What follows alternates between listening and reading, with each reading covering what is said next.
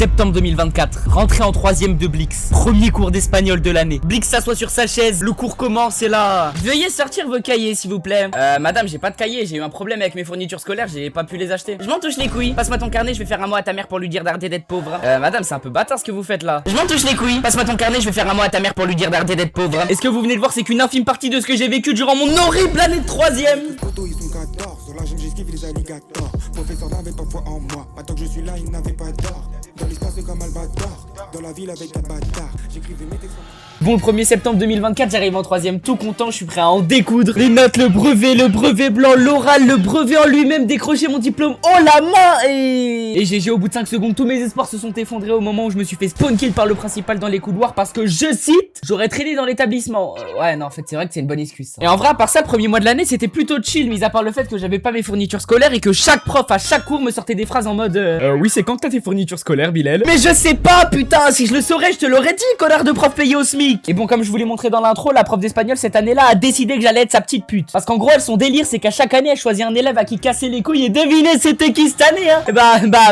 Bah moi, c'est logique. Et à chaque putain de cours du mois de septembre, elle prenait mon carnet de correspondance et mettait un mot à ma mère pour lui demander d'acheter les fournitures. Alors que si je les ai pas, c'est qu'il y a une raison, bordel, madame, faut faire réfléchir votre cerveau au bout d'un moment, pitié. Et en gros, le contexte de tout ça, c'est que moi et ma mère, on avait commandé les fournitures sur un site, sauf qu'au final, elles sont jamais arrivées. À la rentrée, je me suis retrouvé comme un petit sgeg sans fourniture et voilà, GG Wellplay. Et un petit détail du mois de septembre à surtout pas oublier, les gars, c'est qu'à la fin du mois, je me suis mis en couple avec une fille. Et oui, les gars, vous pouvez penser ce que vous voulez de moi, mais je sais m'y prendre avec les meufs. Oh là là, quand on m'a dit que c'était réciproque, j'étais le roi du monde. Dans ma tête, je me sentais tout frais, tout puissant. Et dans ma tête, je me disais que le lendemain, j'allais venir en pétard, bien sapé, bien parfumé, bien sexy, raffiné. Et que j'allais enfin parler à une fille dans ma vie autre que pour un travail de groupe en EMC. Donc le lendemain, j'arrive au collège en bombe, je suis frais, je suis sexy. Et bon, c'était pas adressé la parole ne serait-ce qu'une seule fois de toute la journée. Et le mec qui était en pétard la veille, quand il est rentré chez lui, bah étonnamment, c'était plus le même. Mais pour le lendemain, les frères, j'ai repris tout mon courage et je lui ai demandé qu'elle et moi, on sorte après les cours. Et en plus de ça, elle avait accepté. Ah là là, mais les gars, mais le lendemain, j'étais venu encore plus en pétard que la veille. Et après, voilà, on fait notre journée. Le soir, on sort, on parle, etc. dans le bueno. Et enfin, les frères, avant que je monte dans le bus, on se fait un câlin. Ah là là, mais les gars, mais j'ai réussi ma mission, c'est bon. À ce moment-là, j'ai même pas les mots pour décrire ce que je ressentais, mais j'ai pas les mots, c'est trop dur. Et voilà, après tout ça, au collège, on parle, on rigole, on passe du temps ensemble. Et fin octobre, elle me quitte. Ouais, c'est sans transition, je m'en bats les couilles. Je sais qu'il y en a qui pensaient peut-être qu'on allait vivre heureux, elle et moi, qu'on allait fonder une famille, avoir un chien qu'on aurait appelé Croquette, 3 enfants issus du métissage et tout, mais non, rien de tout ça en fait. Et les gars, croyez pas qu'à ce moment-là, j'étais triste, hein. Moi, tu connais, je suis un mec fort et tout. Ouais, non, j'étais comme une petite salope dans mon lit, mais après ça, je vous explique pas le pic de motivation incommensurable que j'ai eu. Bon, ça a duré 2 semaines, mais j'ai eu un pic de BZ22. Je me suis mis à faire des pompes, des abdos et même à guetter les vidéos de Thibaut InShape entraînement. Ouais, c'est pour vous dire à quel point à ce moment-là, j'étais matrixé. Après tout ça, vous pensez peut-être que je suis devenu un Dark Sasuke, bien loup solitaire, bien seul sous sa cape. Je suis sorti avec sa meilleure pote 2 semaines après. Ah, mais les gars, je vous ai dit que l'année 3ème, elle allait être mouvementée. Et en gros, pour le contexte, cette fille-là, elle m'aimait depuis déjà 1 an. Et moi, les gars, le nombre de fois où je l'avais recal, c'était ahurissant. Et bref, du coup, un beau soir de novembre 2024, je décide de lui envoyer un message sur TikTok. Et c'est oui, encore une fois, les frères. Bon, c'était un peu prévisible, mais c'est oui, les frères. Et bref, du coup, un peu comme mon ex, elle et moi, on rigole, on parle, on traîne ensemble et tout. Et un jour, les frères, oui, c'est bien ce que vous pensez, elle m'invite chez elle. Oh là là, les gars, ça y est, c'est fini, j'ai tout gagné. Et bref, le temps passe, etc. Et vient enfin le jour où je dois aller chez elle. Et ce jour-là, les frères, mais déjà, faut voir comment j'étais stressé, hein. Ah bah ouais, les gars, c'est pas tous les jours que ce genre de moment arrive. Je m'en souviens encore très bien. C'était un mercredi. J'avais pris le bus avec elle pour rentrer des cours. J'arrive chez elle. Et non, c'est pas ce que vous pensez, les frères, arrêtez. Et bref, on mange et vient le moment de monter dans sa chambre. On arrive dans sa chambre et les gars, ce moment, je ne saurais le décrire tellement sa douceur me fut en moi d'une indescriptibilité grandissante. Les frères, elle et moi, nous nous sommes embrassés. Et oui, les gars, je suis vraiment ému de vous dire ça. C'est une étape de la vie à passer. J'ai pas les mots pour tout vous décrire, c'est dingue. Je pense qu'après la tactique, elle était plutôt bonne cet après-midi. J'ai réussi à jouer un bon football qui, comme vous pouvez le voir, m'a plutôt bien réussi. Et pourquoi pas essayer de récidiver le même football pendant le match retour et on va tout niquer, les frères. Non, plus sérieusement, on finit cet après-midi incroyable dans laquelle elle et moi, on aura parlé, rigolé. Pas baiser. Non, les gars, sortez-vous ça de la tête 5 secondes, s'il vous plaît. On avait 13 ans. Et vient le moment de rentrer. Nous sommes tristes. Et ce fut la fin de cette magnifique journée. Et entre tout ce que je viens de vous raconter, avant de parler de la fin de ma relation avec cette fille, c'est passé 2-3 trucs avec mon horrible prof. Ouais, si, la prof d'espagnol, celle du début, là, Madame Coussin. Bien sûr, je vais pas balancer son blast parce que j'ai peur de me prendre des poursuites judiciaires après la sortie de cette vidéo. Et Madame Coussin, elle avait un kiff avec moi, c'était de me rage-bait très salement. Tenez, pour vous donner un exemple, moi je suis une merde en espagnol, tu vois. Ce qui fait que généralement, je me retrouvais avec moins de 5 de moyenne. Plus le manque de volonté de ma part parce que bon, quand tu vois la prof. Et du coup, à chaque fois qu'elle me rendait un contrôle, elle ajoutait un petit commentaire en mode Tiens, un 2 pour changer d'habitude, Bilal. Mais nique ta mère. Et du coup, moi, vous connaissez, je suis un mec de la rue, les frères, je me laisse pas faire. Du coup, moi, je lui réponds. mais avec une petite subtilité, vous commencez à connaître votre gars. Je lui réponds comme un aristocrate avec armes du langage soutenu et tout, et ça donne à peu près ce genre de bail. Tiens, un 2 pour pas changer d'habitude. Madame, êtes-vous au courant que cette réflexion que vous me faites n'a pas lieu d'être dans cette salle de classe? Si t'as eu 2, c'est que t'es mauvais, Bilal, t'arriveras à rien dans ta vie. Vous savez, madame, je pense que la personne qui n'a pas réussi dans la vie... Tu sors.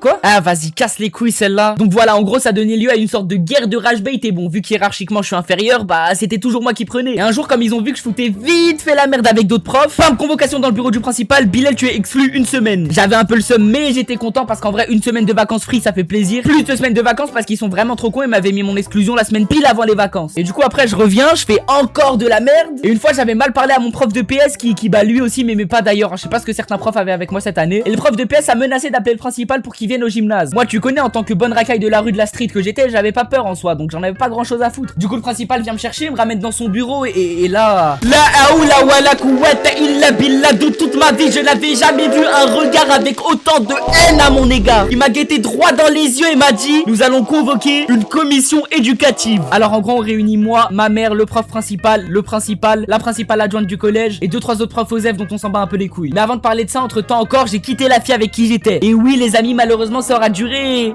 2 semaines. Mais malheureusement c'est fini et après il s'est passé tout un tas de galères. Parce que vu qu'on était ensemble pas très longtemps et d'autres trucs que j'ai fait à côté, ça m'a vu en bizarre. Il y a une petite réputation qui s'était créée autour de moi. J'ai fait le con sur d'autres trucs. J'avais pas d'amis, les gens m'avaient tourné le dos et là la commission éducative est arrivée en tant que sauveuse de mon année. Donc voilà, la commission espace, etc. Et il y a 2 trucs qui en sortent. De 1, je dois choisir un prof parmi tous ceux du collège en tant que prof référent. Donc pour ça j'avais juste pris mon prof de français de 4ème, my goat. Et de 2, je dois aller pendant 2 mois et demi en classe relais. Alors je vais pas faire genre, j'ai jamais réellement compris ce que c'était, mais en gros c'est une classe avec à peu près 10 élèves, tous en difficulté, donc on se retrouve entre ce gigs. Plus pendant ces 2 mois et demi, les notes s'arrêtent pour moi. Et vous connaissez, qui dit 3ème dit brevet, qui dit brevet dit contrôle continu, et qui dit note qui s'arrête, bah dit moi dans la merde pour le contrôle continu. Aussi que bon, là-bas y a pas vraiment de travail, c'est juste des jeux. Et toutes les semaines y a un atelier équitation. Non mais sérieux, regardez ma tête, est-ce que j'ai une gueule à faire de l'équitation, putain? Donc après ça, ma mère la goat, elle vient tout sauver et dit au principal lors de la commission: non, je suis pas d'accord. Oh là là, mais on n'avait jamais eu un plot twist aussi bon dans une histoire que depuis la révélation de l'identité d'Obito. Et du coup après cette commission éducative, je vis ma vie à son maximum. Je retrouve quelques amis, je mange plus seul à la cantine, et même que j'avais arrêté de répondre aux profs. Non mais les gars, ça y est, cette commission elle m'a changé, je suis devenu un homme nouveau. Ah ouais, il y a un truc qui m'avait marqué aussi pendant cette période, c'est le fait que mon prof référent que j'avais choisi après la commission me racontait tout ce que la grognasse de prof d'espagnol disait sur moi en salle des profs. Ah ouais, non mais les gars, elle avait tellement le seum contre moi qu'elle disait des sales dingueries sur moi en salle des profs, hein.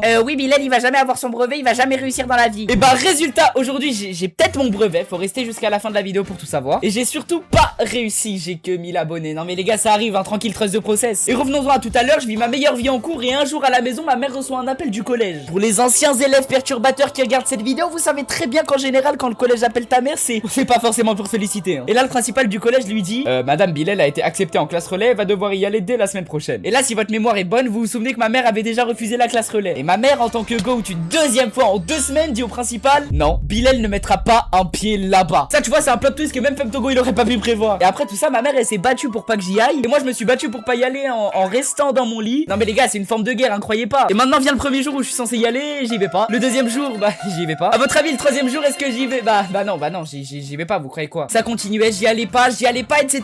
Et à un moment, ma mère s'est dit: ah bah fais chier que mon fils il aille plus en cours. Du coup, elle a téléphoné au principal du collège et au lieu de retourner au collège en mars, j'y retourne mi-février. Ah oui, et d'ailleurs, je skip totalement la partie de mi-décembre jusqu'à mi-février parce qu'à part stream dans ma chambre comme un gigasgeek tous les jours, j'ai rien branlé du tout. Bref, tout ça nous amène donc à mi-février, je reviens en cours tout clinquant avec 2 mois de cours en moins, c'est vrai, mais je reviens quand même tout clinquant. Et je sais ce que vous vous demandez après ça. Blix, c'était comment le premier cours d'espagnol après que tu sois revenu? Et bah, ça s'est passé à peu près comme ça, guettez. Ah, t'es finalement revenu, toi. Bah quoi, ça vous plaît pas, madame? Si, et bref, est-ce que t'as fait le travail que je t'avais donné à faire pendant que t'étais pas là? Madame, je vous mens pas, j'avais un problème avec Pronote. Pendant les 2 mois j'étais absent, ça s'est désactivé. Tu mens, je suis sûr. De toute façon, tiens, je te mets 1 heure de colle, tu feras ce devoir avec moi en cours. Et là, les gars, cette heure de colle venait de signer le début de la fin. Parce qu'elle avait mis cette heure de colle au vendredi de la même semaine. Du coup, ma mère, la goat, pour la 3e fois de suite dans l'année, appelle la vie scolaire et demande à annuler l'heure de colle. Parce que la vie scolaire refuse, parce qu'à ce qui paraît, on n'a pas le droit d'annuler les heures de colle. Ce qu'aujourd'hui, je comprends toujours pas et ça me paraît vraiment illogique. Et donc, comme on n'a pas pu annuler l'heure de colle, je suis obligé d'y aller. Et là, les gars, accrochez-vous bien. Parce que c'est vraiment à partir de là que ça devient intéressant de baiser. Donc, je me présente devant la salle de Madame Coussin et je glisse quelques petits mots avant d'entrer en salle. Madame, perdez même pas votre temps à me donner du travail. Quoi qu'il arrive, je le toucherai pas. Ouh, la rime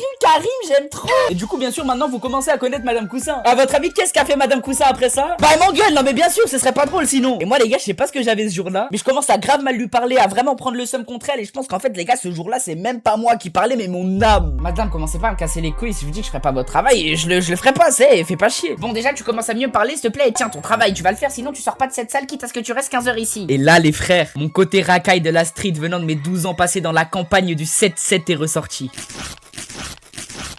Allez, cette fois c'est trop, tu viens avec moi, c'est le principal. Donc moi naturellement je la suis parce que déjà ça me sort de ce calvaire qui était l'heure de colle et que en vrai j'ai rien à perdre. Et sur le chemin vers le bureau du principal je fais des réflexions à la prof etc. Mais étonnamment cette fois-ci Madame Coussin reste à 100% stoïque, ne dit rien et continue de marcher vers le bureau du principal. Et en arrivant on nous dit que le principal est en réunion et on tombe donc sur la principale adjointe du collège, Madame Taverne. Et Madame Taverne qui était un peu plus diplomate et un peu plus gentille que le principal, qui vous verrez dans la suite de l'histoire aura son importance. Elle essaye de comprendre pourquoi je suis là et surtout pourquoi j'ai réagi comme ça avec la prof. Et à ce moment-là, pour que vous visualisiez un peu la scène, juste ici il y a le couloir avec dedans la principale adjointe et juste derrière la prof d'espagnol. Et moi les gars, à ce moment-là, je m'emporte totalement. Mais Bilal, qu'est-ce qui fait que tu réagis comme ça là? Eh, je vous mens pas madame, depuis le début de l'année, votre grognasse de prof, elle me casse les couilles et s'acharne sur moi. Mais bon, vous faites les trous de balle à dire que je peux m'en prendre qu'à moi-même simplement parce que c'est une adulte, comme si les adultes pouvaient pas être des sales fils de pute. Supplément, elle me chie dessus en refusant 4 rendez-vous avec ma mère tout en brillant au nez. Elle me fait des réflexions à chaque cours, me rabaisse, me dit que j'arriverai à rien dans la vie. Et même en salle des profs, cette salope à qui je dois aucun respect et que je ne respecterai jamais de ma vie parle mal de moi. Et donc après c'est moi que vous venez blâmer. Non madame, c'est une dinguerie quand même, rendez-vous compte. Et ça pour vous les gars, ça peut paraître comme étant de la grosse merde hein. Mais quand un personnel haut placé de l'établissement entend ça, ah gars, tu sais que t'es dans la merde. Eh mais tu parles à qui toi? J'ai entièrement confiance en mon personnel et tu lui dois 100% de respect comme tu dois le respect à n'importe quel prof. Bah non madame, enfin ça marche pas comme ça. Et là les gars, au loin des bruits de pas approchaient. Et en tournant la tête, je vois le principal arriver avec son costard cravate, son pantalon de costume, une paire aussi longue que la casquette de requin dans foot de rue. Et là avec sa grosse voix, il nous sort un... Qu'est-ce qui se passe ici? Bilal il a pas voulu faire son heure de colle et après il parle mal à moi et il parle très mal à Madame Coussin. Bilal, on en a parlé 40 fois depuis le début de l'année. T'es au courant qu'avec ça tu risques un conseil de discipline? Et là les gars, j'ai sorti une perf qui m'a donné plus 200 000 auras. Je m'en bats les couilles, je préfère prendre un conseil de discipline plutôt que perdre ma dignité face à cette vache. Et là les gars, je sais plus ce qu'il m'a dit hein, mais je sais que c'était pas très joli. Ah oui, il y a un détail que j'ai oublié de mentionner, c'est que tu vois quand t'es stressé ou énervé, tu tapes un peu du pied sur le sol normal. Et du coup moi c'est ce que je faisais parce que dans ma tête il y avait un mélange de plein d'émotions en même temps. Et là la principale adjointe me sort la phrase la plus lunaire que j'ai entendue de toute ma vie. Arrête de faire ça, on dirait que tu vas frapper la prof et ça pourrait être vu comme une agression physique envers elle. Si tu continues à faire ça, on va appeler la gendarmerie. Et là les gars, cette phrase elle a résonné plusieurs fois dans ma tête avant que je me tape une de ces barres et que je leur dise d'appeler parce que dans tous les cas ils vont les prendre pour des clowns. Non mais les gars, avec du recul cette scène elle est lunaire. Imagine t'es gendarme et ça t'appelle parce qu'un gosse de 13 ans a tapé du pied sur le sol. ouais vous voyez le problème hein. Et après ça je me souviens plus trop de ce qui s'est dit. La seule chose dont je me souviens c'est que le principal avait appelé ma mère, qu'ils allaient discuter de tout ce qui venait de se passer dans son bureau avec donc la principale adjointe qui se rajoute au rendez-vous. Donc j'attends ma mère patiemment dans le couloir et 1 heure après elle arrive. Et je vous dis la vérité les frères, quand au téléphone ma daronne elle a entendu les bails de menaces physiques et tout, elle était en pétard. Et en arrivant au rendez-vous, avant même de laisser le principal ou la principale adjointe parler, elle me demande en détail ce qui s'est passé. Et le principal lui dit après: mais vous savez madame, il a un peu modifié l'histoire Bilal. Et ma mère d'un coup elle lui coupe la parole, se retourne vers moi et me dit: insulte, t'as dit que c'était une sale pute, tu l'as menacé de mort? Non maman, non. Et bah voilà monsieur, il a pas insulté, cassez pas les couilles. Et après la principale adjointe rajoute de l'huile sur le feu en disant: oui mais il l'a menacé physiquement. Menace physique? Bilal, est-ce que t'as levé ta main sur elle et que tu lui as dit que t'allais l'enculer sa grand-mère? Non maman, c'est bon. Et bah voilà, donc ça y est, il a rien fait. Et là ma mère elle parle, le principal et la principale adjointe font les sourds. Et à un moment, le principal me regarde et me dit: Bilal sort. C'était la phrase de trop frérot, là t'as réveillé la bête qui sommeillait en ma mère. Ah c'est chaud tes coucs mon gars. Les gars, ma mère elle se lève, elle commence à dire non, s'il sort je sors, allez au revoir, on se taille, Bilal viens. Le principal qui essaie de la retenir et tout, un peu comme dans une romance où les héros finissent dépressifs parce qu'il s'est fait recaler par la fille qu'il aime pour la 72e fois. Mais non, on se taille quand même, ma mère est en pétard et on rentre à la maison tous les deux tendus. Et étonnamment, sur les prochains jours en cours, ça se passe plutôt bien. Mis à part le fait que la prof d'espagnol ne m'accepte plus en cours sous prétexte que je serais trop dangereux pour elle. Non mais les gars, si un jour vous me croisez dans la rue, me demandez jamais de photos, je pourrais être trop dangereux pour vous et vous mettre 2 doigts dans le cul. Et bref, quelques jours plus tard, ma mère reçoit un coup de téléphone du principal. Vous sentez la couille arriver hein, parce que moi je la sens très fort. Et là la nouvelle tombe, le 19 mars, je passerai en conseil de discipline pour le motif accumulation. Voilà, juste accumulation. C'est pas vraiment ce que j'ai accumulé, mais je l'ai accumulé. Et entre l'annonce du conseil et sa date, bah déjà de une en vrai j'étais un peu stressé. De deux bah étonnamment avec les autres profs ça s'était plutôt bien passé. Peut-être aussi parce que j'avais envie de redorer mon image pour pas me prendre deux doigts dans l'anus pendant le conseil. Et de trois, j'ai eu mon brevet blanc. Bon j'ai rendu copie blanche à quasi chaque épreuve, mais au moins j'étais à côté de mon ex que j'aimais encore et ça m'a vraiment fait plaisir. Et enfin, après tant de galères, on arrive au moment fatidique. Le 19 mars 2025, a.k.a. le jour de mon conseil de discipline. J'arrive au conseil et bon déjà je suis absolument pas confiant. Voilà, pour moi à ce moment-là dans ma tête je vais finir exclu définitivement de l'établissement. Et voilà, sans suspense, c'est ce qui a fini par arriver. Allez, je vais essayer de vous résumer ça en 30 secondes. J'arrive, on parle, à un moment il y a le prof de sport qui pose 2-3 questions pièges aux délégués. Les délégués qui me sauvent à fond et qui répondent trop bien, merci Ethan et Eva, je vous love. Je sors de la salle pendant qu'ils se concertent, je reviens. Bilal, tu es exclu définitivement sans sursis. Je pleure comme une grosse merde pendant 20 minutes et voilà, GG wellplay. Déjà je suis exclu. Bon, ça en vrai fait chier mais bah un peu les couilles. Mais non, j'aurais pu partir en légende avec des mots forts et tout, mais je me retrouve à quitter ce collège en chialant. Putain, je suis vraiment un trou de balle. Et à partir de maintenant, ça va être très rapide puisqu'il s'est pas vraiment passé grand chose entre le moment où j'ai été exclu de mon collège et la fin de l'année. Mais vous inquiétez pas, on va quand même passer brièvement dessus. Déjà 2-3 semaines après mon exclusion, le principal de ce qui est maintenant mon ancien collège appelle ma mère. Bon, cette fois pas pour dire que j'ai fait de la merde, non, mais pour me dire qu'au bout d'un mois, ça y est, ils m'ont enfin trouvé un nouveau collège. Non mais c'est les émotions les gars, c'est incroyable. Et bon après cette annonce, je suis allé visiter ce collège qui était à 45 putains de minutes de chez moi.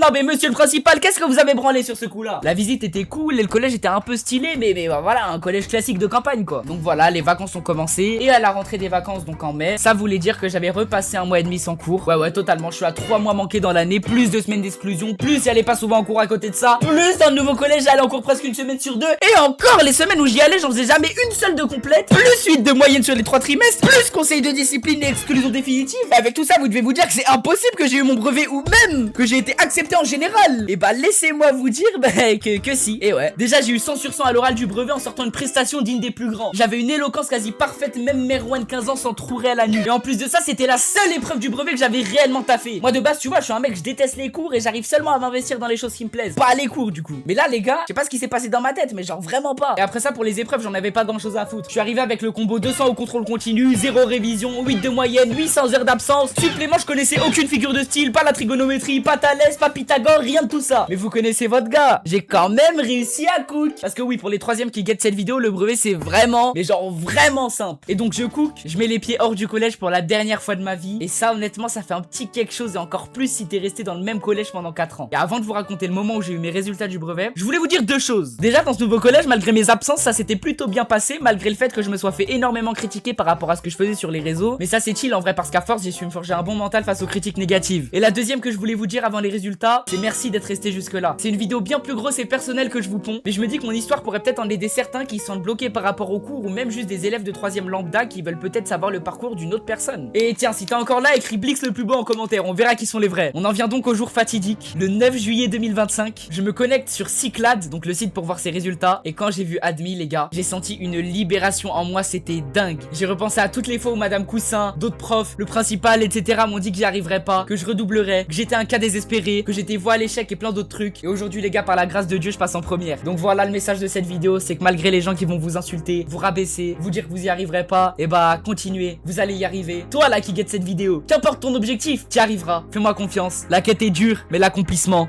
lui, est sûr.